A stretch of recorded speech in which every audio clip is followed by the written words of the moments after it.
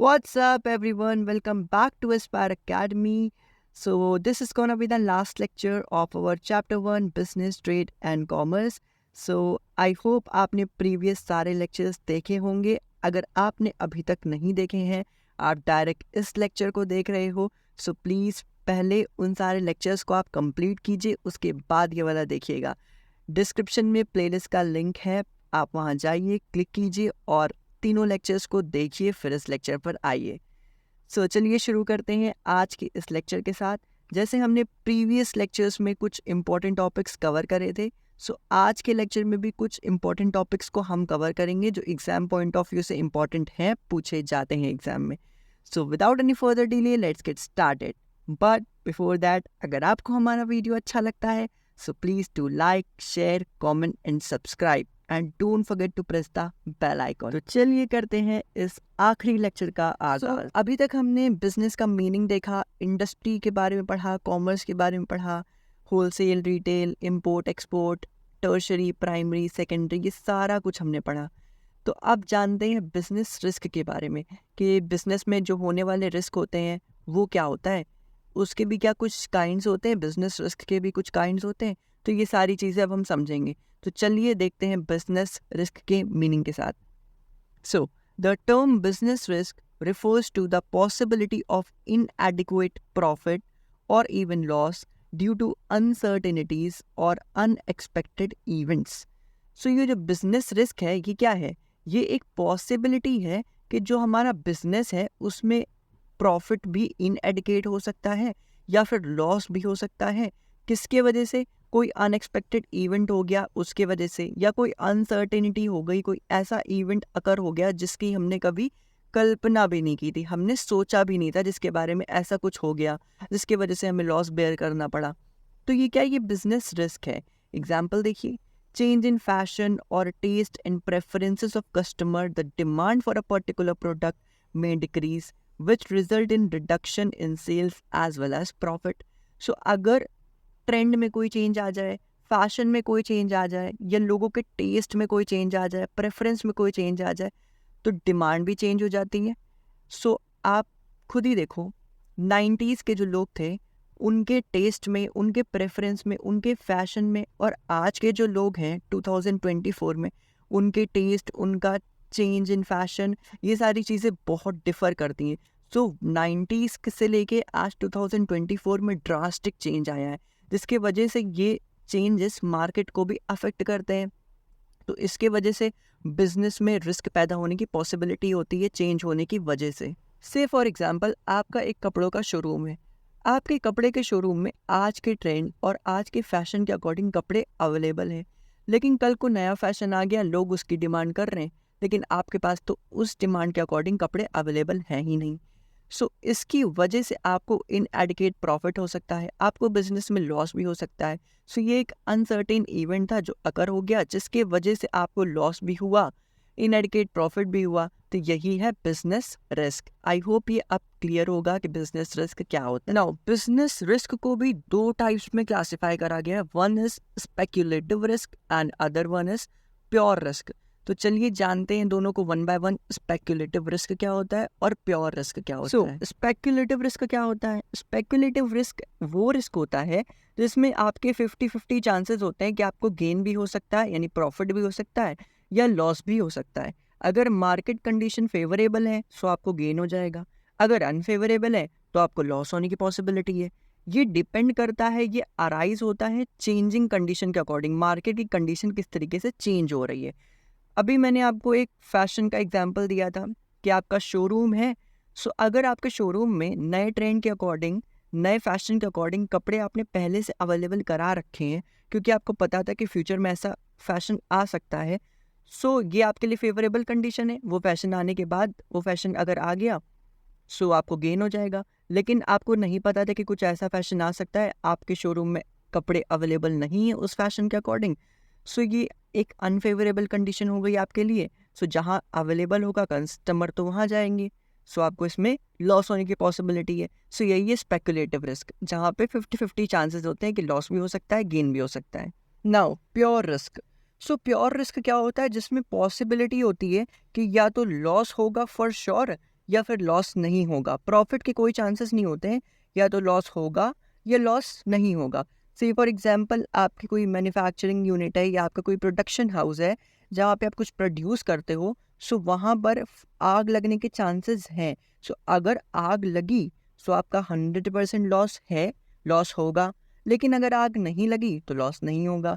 सो यही है pure risk. यहाँ पे चांसेस होते हैं लॉस के, या तो लॉस होगा या तो लॉस नहीं होगा। अब बात करते हैं कॉजेस ऑफ बिजनेस रिस्क की, कि बिजनेस में रिस्क होने के कॉजेस क्या हैं, क्या कारण है जिनकी वजह से बिजनेस में रिस्क हो सकता है। सो पहला कॉज है नेचुरल कॉज, यानी कोई भी नेचुरल कैलामिटी आ गई, कोई भी नेचुरल फिनोमेना अकर हो गया, लाइक फ्लड, अर्थक्वेक, जिसकी वजह से आपको बिजनेस में रिस्क हो सकता है। सेकेंड है इकोनॉमिक कॉज, कोई भी इकोनॉमिक फैक्टर के चेंज होने के वजह से आपको बिजनेस में रिस्क पैदा हो सकता है। से फॉर एग्जांपल अभी किसी गुड है, कोई प्रोडक्ट है जिसका प्राइस कम है तो उसकी डिमांड बहुत ज़्यादा है, लेकिन से फॉर एग्जांपल अगर वो प्राइस फ्यूचर में बढ़ जाए तो उसकी डिमांड कम हो जाएगी। सो ये एक फैक्टर हो सकता है बिजनेस में रिस्क पैदा होने का। एंड नेक्स्ट है ह्यूमन कॉज, कोई भी ह्यूमन एक्टिविटी की वजह से बिजनेस में रिस्क हो सकता है, जैसे कि नेग्लिजेंस हो गया या एम्प्लॉयज़ की केयरलेसनेस की वजह से बिजनेस में रिस्क इवॉल्व हो गया। एंड लास्ट है अदर कॉज, कोई भी अदर फैक्टर हो सकता है, लाइक मैकेनिकल फेलियर हो गया, कोई आपकी इंडस्ट्री है जिसमें पूरा मैकेनिकल वर्क होता है लेकिन मैकेनिकल फेलियर की वजह से आपको लॉस बेयर करना पड़ा। सो ये कुछ फैक्टर्स हैं जिनके वजह से बिजनेस में रिस्क इवॉल्व हो सकता है। सो जस्ट आप इसको एक बार रीड कर लेना, इसके हेडिंग्स देख लेना। सो एग्जाम में आप अंदर का कंटेंट खुद फ्रेम करके लिख सकते हो। सो या लेट्स मूव। सो अब बात करते हैं नेचर ऑफ बिजनेस रिस्क की। सो पहला है profit is the reward for risk taking. So profit क्या है? प्रॉफिट एक रिवॉर्ड है रिस्क लेने का। से फॉर एग्जाम्पल आप बिजनेस स्टैब्लिश करते हो कोई, तो आपको नहीं पता है कि आपके उस बिजनेस में आपको फ्यूचर में प्रॉफिट होने वाला है या फिर सिर्फ लॉस होने वाला है, लेकिन फिर भी आप उस बिजनेस को स्टैब्लिश करने की हिम्मत दिखाते हो, रिस्क लेते हो। सो अगर आपको फ्यूचर में प्रॉफिट हो जाता है तो वो क्या है? वो आपके लिए एक रिवॉर्ड है, क्योंकि आपने रिस्क लिया था, आपने उस रिस्क को लेकर इस बिजनेस को स्टैब्लिश करा। सो ये डिपेंड करता है, जितना आपका रिस्क होगा उतना आपका प्रॉफिट होगा। अगर रिस्क आपका बहुत लो है तो प्रॉफिट भी लो होने के चांसेस है। सो नेक्स्ट है business risk arises due to uncertainties. अभी हम पढ़कर आ चुके हैं कि बिजनेस में रिस्क होता किस वजह से? अनसर्टेनिटीज की वजह से ही तो होता है। कोई अनएक्सपेक्टेड इवेंट हो गया उसके वजह से होता है, लाइक कोई नेचुरल कैलामिटी हो गई, कोई डिमांड में चेंज आ गया। सो इसी की वजह से तो बिजनेस में रिस्क इवॉल्व होता है। नेक्स्ट है degree of risk depend upon mainly nature and size of business. So जो बिजनेस रिस्क है उसकी डिग्री मतलब आपका रिस्क ज़्यादा होगा या कम होगा, ये डिपेंड करता है आपके बिजनेस के नेचर और साइज पे। सो अब नेचर क्या है? नेचर मीन्स लाइक आप किस कैटेगरी का बिजनेस करते हो। आपका फूड रिलेटेड बिजनेस है, आपका फैशन रिलेटेड बिजनेस है। सो ये वेरी करता है बिजनेस टू बिजनेस कि रिस्क किस में ज़्यादा होगा, किस में कम होगा। नाउ बात करते हैं साइज ऑफ बिजनेस की। सो साइज ऑफ बिजनेस, आपका बिजनेस बड़ा है यानी आप लार्जर वॉल्यूम प्रोडक्शन करते हो, आप हायर स्केल पे काम करते हो, ये छोटा बिजनेस है आप लोअर स्केल पे काम करते हो। सो डिपेंड करता है इस पे भी। सो टू फैक्टर्स हैं जिन पे आपका रिस्क डिपेंड करता है, one nature of business and other one is size of business. So generally क्या होता है, अगर आपका बिजनेस जो है लार्जर स्केल पे है सो रिस्क आपका हायर होगा। अगर आपका बिजनेस स्केल स्मॉलर है सो आपका रिस्क कम होगा, थोड़ा होगा। नाउ नेक्स्ट बात करते हैं, risk is essential part of every business. So risk जो है ना वो हर बिजनेस का बहुत इंपॉर्टेंट पार्ट है। ये जो है ना आपका चाहे छोटा बिजनेस हो चाहे आपका बड़ा बिजनेस हो, उसमें आपको रिस्क रहेगा ही रहेगा 100%।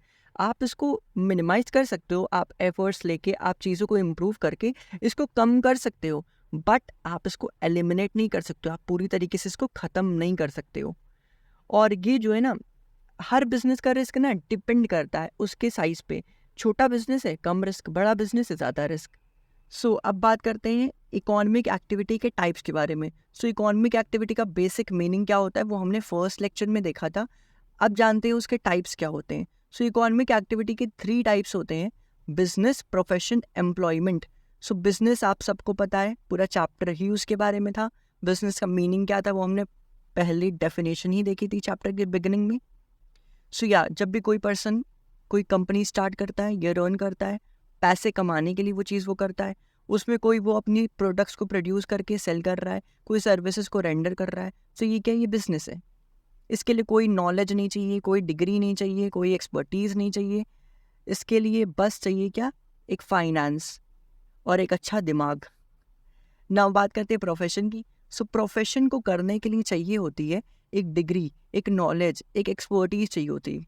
से फॉर एग्जांपल जो टीचर्स हैं, आपको जो पढ़ा रहे हैं, तो उनके पास एक डिग्री है, एक उनके पास नॉलेज है, तो ये क्या, टीचिंग एक प्रोफेशन है। डॉक्टर, डॉक्टर बनने के लिए डिग्री चाहिए होती है, नॉलेज चाहिए होती है, एक्सपर्टीज होनी चाहिए अपनी फील्ड में, तभी आप जाके डॉक्टर बनोगे। सो डॉक्टर एक प्रोफेशन है। Same as CA, chartered accountant, CS, company secretary. तो इन सब के लिए एक प्रॉपर एक्सपर्टीज और नॉलेज चाहिए होती है, तो ये होता है प्रोफेशन। अब बात करते हैं एम्प्लॉयमेंट की। आप कहीं भी किसी के वहाँ काम कर रहे हो, आपको सैलरी मिल रही है, सो यू आर एम्प्लॉयड। तो ये क्या है, ये एक एम्प्लॉयमेंट है। इन सिंपल वर्ड्स एम्प्लॉयमेंट क्या है, आप कहीं पर जॉब कर रहे हो, आपको किसी ने हायर करा है, आप उनके लिए काम कर रहे हो और इन रिटर्न वो आपको कुछ पे कर रहे हैं in the form of salary. So ये क्या है, ये एक एम्प्लॉयमेंट है। सो नेक्स्ट है कैरेक्टरिस्टिक्स ऑफ बिजनेस एक्टिविटीज़। कुछ भी नहीं है, ये पूरा चैप्टर हमने बिजनेस के बारे में पढ़ा हुआ है। So just go through with this for once, एक बार रीड करना, अंदर डिटेलिंग इसकी अच्छे से रीड करना, आपको समझ आ जाएगा। बस इसकी हेडिंग्स जो हैं वो याद कर लेना, फिर एग्जाम में अंदर का कंटेंट आप इजीली खुद फ्रेम कर पाओगे। So just go through with this for once. So yeah this is it for today's lecture. So इसी के साथ यहाँ पर समाप्त होता है हमारा chapter number 1, business, trade and commerce. तो मिलते हैं एक नए लेक्चर में नए चैप्टर के साथ। तब तक आप इस चैप्टर को अच्छे से लर्न करो, रीड करो, इसके नोट्स बनाओ, और अगर हमारा लेक्चर आपको पसंद आया है so please to like, share and subscribe. So मिलते हैं नए लेक्चर में। Till then take care, bye bye.